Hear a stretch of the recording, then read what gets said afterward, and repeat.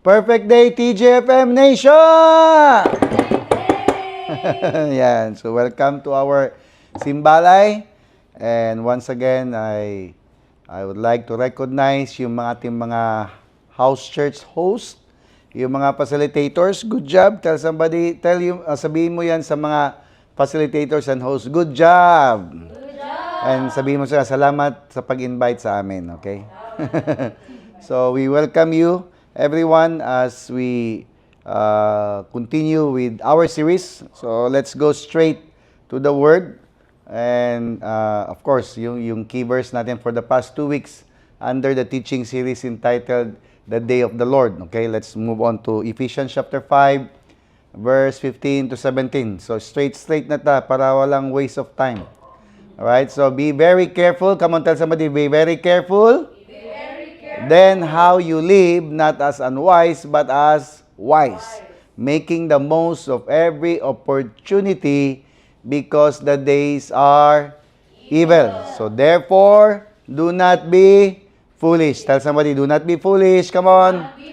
But understand what the Lord's will is. So as we continue with what we have left last week, kasi napag-usapan natin yung foolish builder, at saka we highlight only the foolish builder. We will move on or we will go deeper pa, no, sa proper understanding. We will proceed before mag-proceed tayo sa isang foolish na mention ni Lord in the book of Matthew. So here, okay, this foolish builder happens to build his house on the sand. So kaya kailangan natin ungkatin uli at titingnan kung anong nangyari, why this person, okay, bakit itong tao na to, why he had built his house on the sand, in which we know that's a very weak foundation. So, let's delve deeper into this subject for the purpose of avoiding deceit by our own foolishness, because we don't want to be deceived. Ayaw natin ma-deceive sa ating foolishness lang. Yeah. Tama ba, right? So, in Matthew chapter 7, verse 26, ito sinabi ni Lord, everyone who hears these sayings of mine, if you remember, right, and does not do them, will be like a foolish man who built his house on the sand. So, yung mga nakakarinig na ng salita ng Diyos, pero hindi pa rin ginagawa, para karawang buang-buang na nagbibuild ng bahay, no, on top of the sand. So you know na pag sand, so it's so easy na ma-flush out lang ng tubig. So it's foolish for a person na mag-build ng foundation, mag-build ng bahay and put that house, no, into a sand and not in the rock, in the solid foundation. So ito yung mga tao na medyo may alam pero wala namang ina-apply. Ito yung mga ayaw mag-apply, gusto lang makaalam, gusto lang malaman ng mga bagay-bagay, pero gusto lang malaman. No? They fail to understand that every lesson learned must be put into practice. May mga tao din na may narinig na learn na rin, pero yun ang problema. No? In-apply lang one time, pero hindi pinractice. Alam mo ba, yung sasabihin, for example, nag-forgive. Forgiveness is necessary. No? It's a must, it's a principle. Pero sa kanila, parang nag-apply na sila ng once, parang sa kanila okay na. And then suddenly, they will realize na, bakit nagagalit pa rin ako? Bakit parang hindi ko pa rin mapatawad? Hindi nila naiintindihan na kailangan i-practice. Sabihin mo nga sa katabi mo, practice ka. Come on. Kasi ang goal natin is maging master. Yeah. Alright? So, meron naman mga iba, okay, ayaw nilang i-convert yung realization nila into reality of seeking God's intentions. Yung na-realize nila ng mga bagay-bagay, nga, mali nga yun, tama, no? Pero hindi naman sila nagsisik kung ano talaga ang intention, ang will ng Lord. Remember, sabi ng scriptures na binasa natin, yung key verse natin, no, understand what the Lord's will is. So do not be foolish, but understand what the Lord's will is. So pag hindi ka nagsisik sa will ng Lord, you are considered foolish. Yeah. Ambot lang sa inyo, ewan ko lang. But we need to understand, no, na kung meron man tayong mga realization, dapat automatically yan, magsisik ka na kaagad ng kung ano ang intention ng Lord sa buhay mo. Tama ba? Right? So, yung iba naman, kasi nga mayroong mga tinatawag natin pa-bright-bright, no, PBB, no? Akala ko yung PBB pa-bright-bright lang, may another translation pala yan, pabuang-buang. And then, napay pabugo-bugo. Okay. Anyway, eto mga to, they rather choose to speculate every learnings. Ito naman, ina-analyze lahat yung mga learnings, yung mga experiences nila on their own opinion and religious background or religious tradition. Kaya ang nangyayari, mas nagiging religious. Mas nagiging traditional. And ang nangyayari, tanongin nyo ako ano? Mas naging legalistic. So, ito yung mga mahihilig mag-advise sa ibang tao, pero hindi naman nila ina-apply sa sarili nila. Tingnan mo nga yung katabi mo. Hindi yan, of course. Wala sa simbalay yan. Nasa labas, hindi nagjo-join ng simbalay ang mga yan. Kasi nga, mas magaling pa sila. So, ito naman yung mga iba. Again, we are talking about these foolish people who have knowledge, pero ang basic foundation to apply it, hindi nila ginagawa. Yung iba naman, masyadong magaling talaga, no, they resolve to conclude their experience based on scientific evidence. Ito, gagamit na ng mga science. Ito yung mga magagaling ma-explain, kasi ganito yan, Brad, kasi ganito yan, mga ganyan-ganyan. So, beware sa mga tao na ganyan. Obviously, makikita mo to, ang resulta ng buhay nila, confused, empty, and then magiging depressed, and then masakitin, sickness, and even makaka-experience ng mga premature death.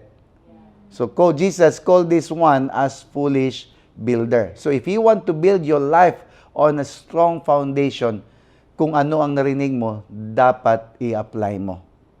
Andiyan ba tayo? So, kasi kung learner ka talaga, kasi kung learner seeking ka talaga, hindi ka man makontento sa kung ano narinig mo na.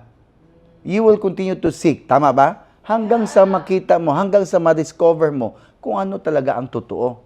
Pero yung ang akala nila na parang they have reached to the top, they have arrived, ay wala. Kung ano nalaman nila, doon na lang sila. Doon na lang panghawakan nila. Yan ang nangyayari ng mga religious na mga tao. Akala nila finish na. Hindi pa. Hanggat buhay ka, hindi ka pa finish. Tingnan mo yung katabi mo, buhay na buhay pa ba yan?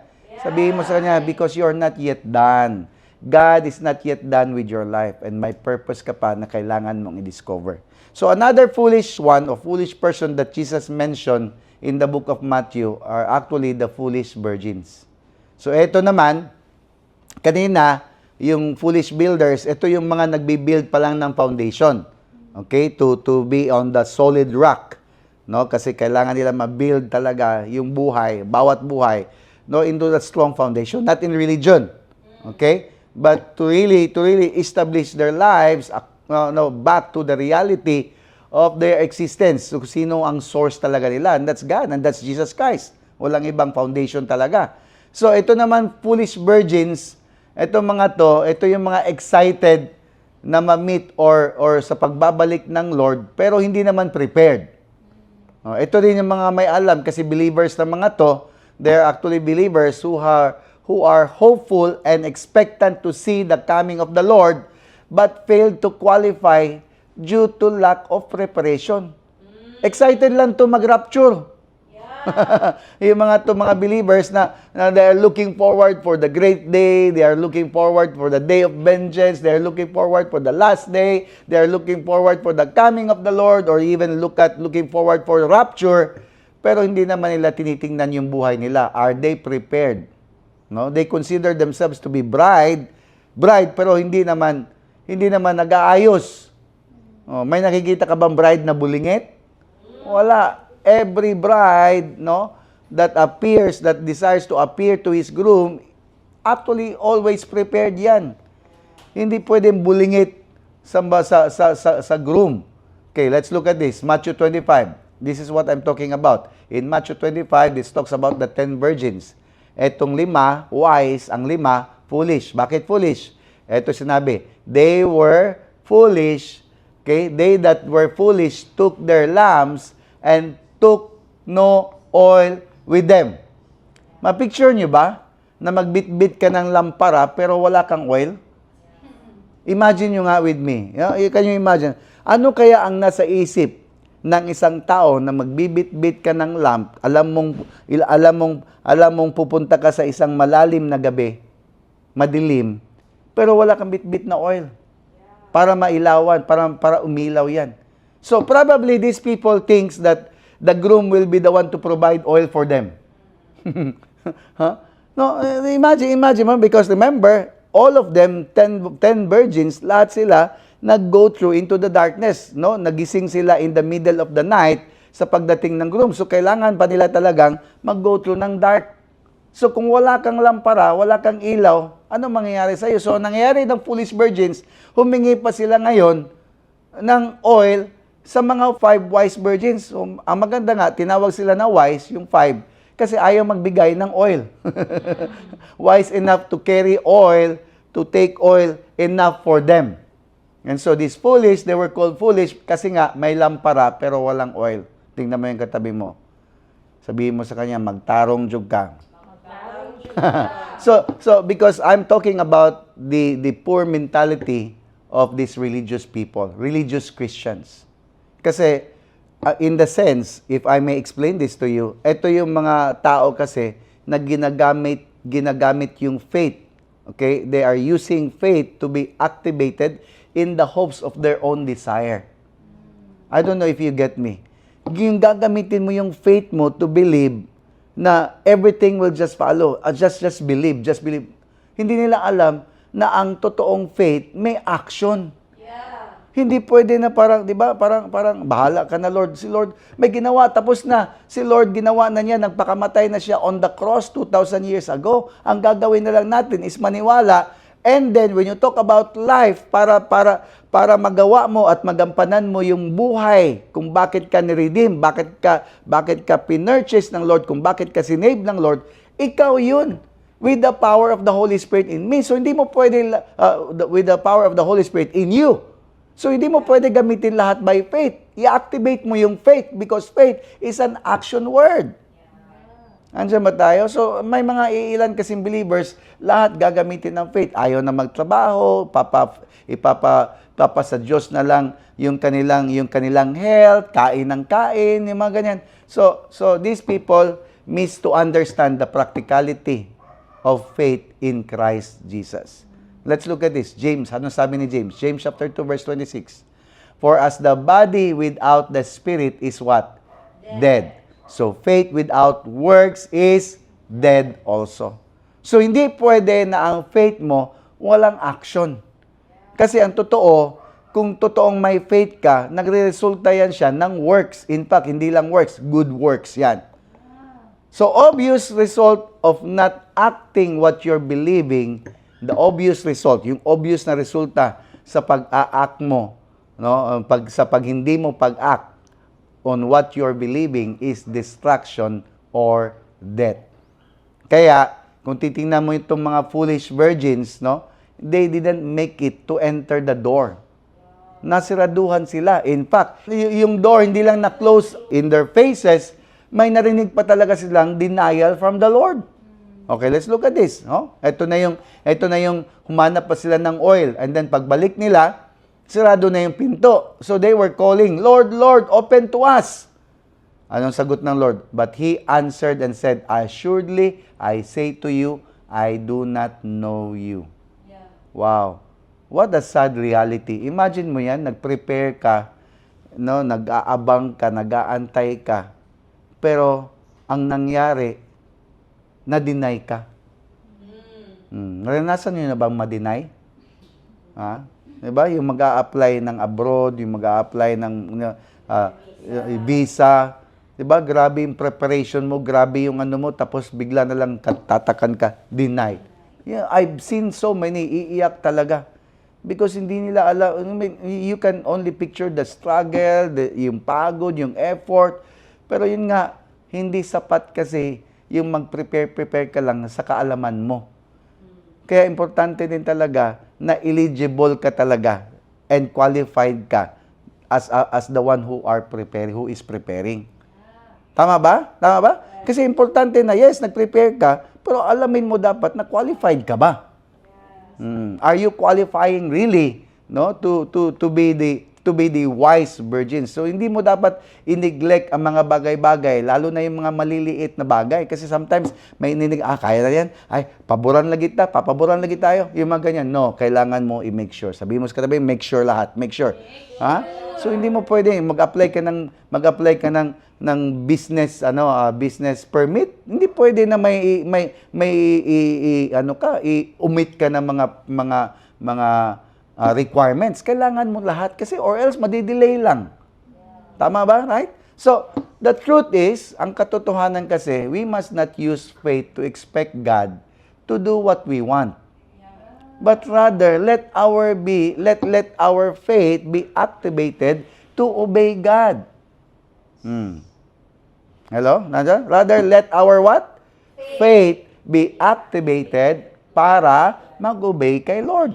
So you don't use God. Instead, let God use you. Ang mga religious kasi ginagamit si Lord para sa mga desire nila. Pero ang totoong wise na mga virgins, anong ginagawa? Nagpapagamit kay Lord. Kaya sabihin mo sa katabi, magpagamit ka. Come on. Kasi pag nagpagamit ka kay Lord, pag desire mo magpagamit kay Lord, then you will grow to become wise servants. Pag naging wise servants ka, ay hindi ka na dadaan doon sa gabi. Hindi ka na dadaan ng darkness. Alam mo kung saan darating si Lord at kailan. So, yun ang kaibahan natin, no? Kasi the reason why we are so confident in sharing this to you, kasi nga, kahit papano, the Lord had led us and had ushered us to know and to understand what He wants us to do in this season. Hindi, yes, of course, no one knows kung kailan talaga siya darating. Kaya hindi ko naman yan pinipredict ang mga bagay na yan. But alam namin kung ano ang season at time, kung anong meron tayo ngayon. Kaya kailangan mong ma-prepare kasi nag-prepare kami. And hindi lang kami ang nag-prepare. We want you also to be prepared because we want and we desire that no one will perish. Especially members of our family. Andiyan ba tayo? Member ka na nga ng pamilya pero naiiwan ka kasi nagmamatigas ka. Ikaw pa nagpe-persecute ng mga naniniwala at mga nag-i-stand as wise virgins. So you don't want to be among those whom the Lord will say in the last days, ayaw namin na ikaw yung isa sa mga tatawagin ng Lord na why do you call me Lord, Lord, and yet you don't obey. Okay, let's look at this. Luke chapter 6 verse 46. Why do you call me Lord, Lord, and not do the things which I say? Kasi ang madalas na narinig natin na translation, why do you call me Lord, Lord, and yet you don't obey me? And then, I will declare, okay, in Matthew 7 verse 20, and I will declare to them, I never knew you. Depart from me, you who practice what? Lawlessness. So, ibig sabihin, wala kang alam sa principle. Kung may alam ka man sa principle, hindi mo ino-obey. Yan ang ibig sabihin ng lawlessness. So, pwede kasi talagang maging believer. Pero ang problema kasi, pag ang mentality mo, hindi talaga yung kingdom perspective, kaya pwede mong i-negotiate lahat ang principle. This is the problem of many churches today.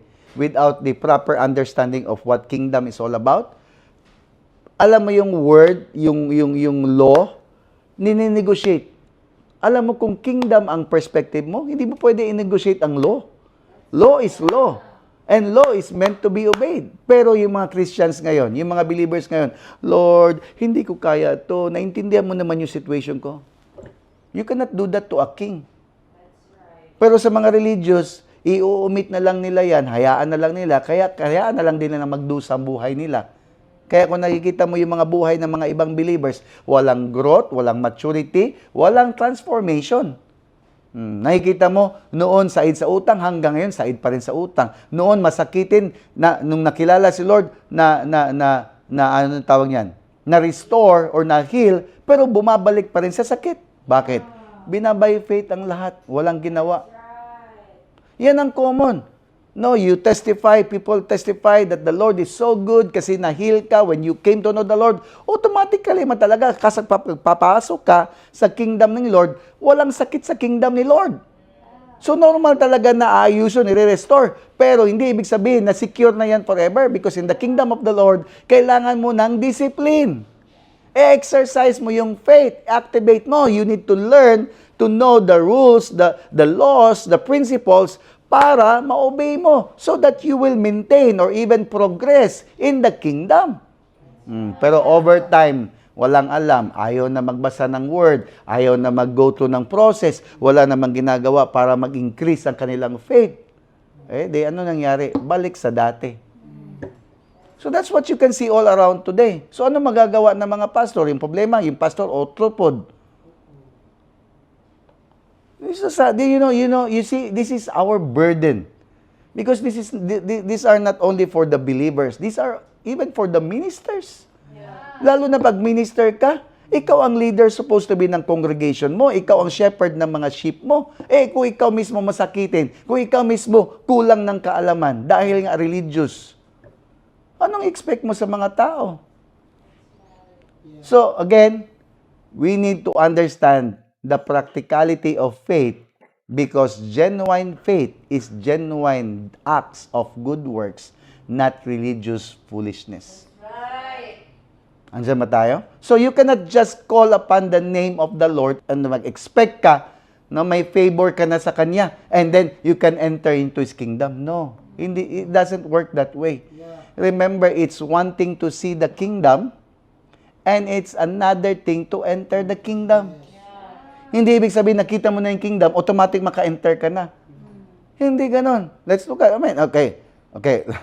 We want you to go with me, no? Kasi may mga iilan kasi talaga ng mga well-versed na mga persons who knows the scriptures but it can't be seen into their lives. Hello, andiyan ba tayo? So is it possible to see the kingdom and not enter it? Yes. Yes. Sabi mo sa katabi mo, yes. Pwedeng mong, wow, alam mo may nangyayari, alam mo may ginagawa, alam mo may sense mo na may ginagawa ang Lord, pero hindi mo ma-experience. So, payag ka ba na naaamoy mo lang pero hindi mo matitikman? Di ba? Alam mo yung gutom na gutom ka na tapos naaamoy mo na ngayon, lalo na nagluluto. Naaamoy mo na yung pagkain ngayon kasi magtatanghali na. Pero hindi ka makatikim. Di ba? Hindi ka papayag, di ba? Maraming ganyan sa kingdom ni Lord. Sa mga believers, no? Gutom spiritually. Kaya titingnan mo, malalaki katawan pero malnourished ang spirit. Tingnan mo yung katabi mo. Hindi yan. Wala dyan. Okay? Nasa labas, hindi nag-join. Hindi inimitahan mo, hindi talaga papasok. Okay. So, always remember this. You can sense what's happening in the realm of the spirit, but couldn't comprehend the vast realities of its dimension. May mga ganyan na pag-uusapan na naman yung mga realms at saka dimensions about tongues, hindi na nila kakayanin. Kasi hanggang doon lang sila talaga sa words ng English. Ayaw nila ng mga other tongues or whatever. Anyway, we'll move through with that kind of subject sooner in the future. But let me deal with this. Kasi nga, for example, when you talk about born again, okay? Again, I'm talking about these religious people, these foolish virgins, because foolish virgins are actually believers. Virgins, ito yung mga na-redeem na. Hello, believers na. Yung mga nagkiklaim na born again. So pwede kasing born again ka, pero hindi ka nagbe-benefit sa pagiging born again mo. Okay, let's look at this. For example, no, si Nick. Kilala niyo si Nick? Okay, na-meet niya si Jesus. Okay, let's look at this. Nicodemus. There was a man of the Pharisees named Nicodemus. So si Nicodemus, sabi dito, a ruler of the Jews. Imagine na leader to. Ruler, leader, and kung Pariseo ka, no, parang lawyer ka. In their time, you know the laws. You know the principles. You are well-versed. You can never be a Pharisee, no, kung hindi mo memorize ang Torah. Andiyan ba tayo? Pero sabi dito, this man, Nicodemus, came to Jesus by night and said to him, Rabbi, we know that you are a teacher come from God.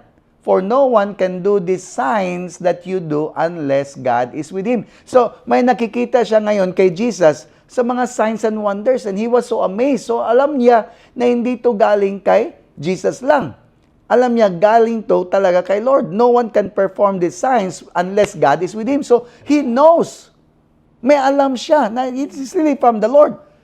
Anong sagot ni Lord sa kanya? Jesus answered and said to him, most assuredly I say to you, unless one is born again, literal to born again, he cannot what?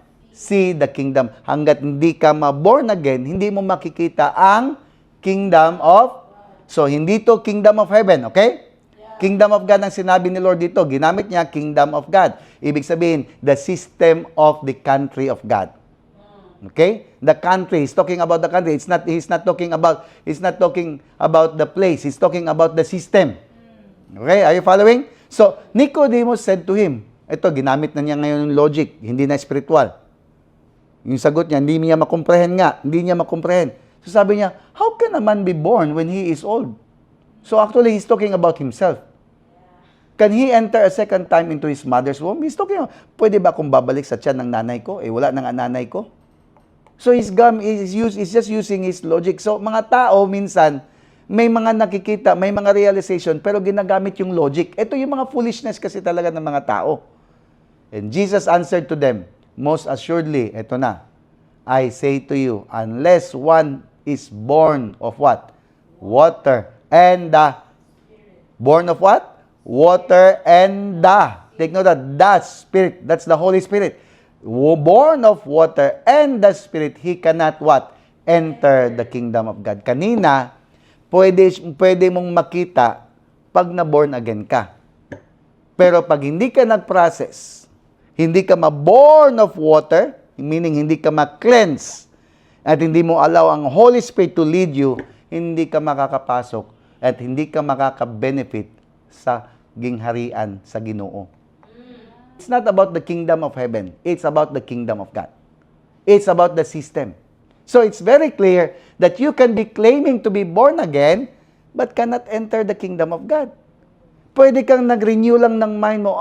Okay. So, paano ba maging born again? So, acknowledge Jesus Christ as the Lord and Savior. So, in-acknowledge mo na, Lord, come to my life, be my Lord, be my Savior. That's it? Yeah, that's it.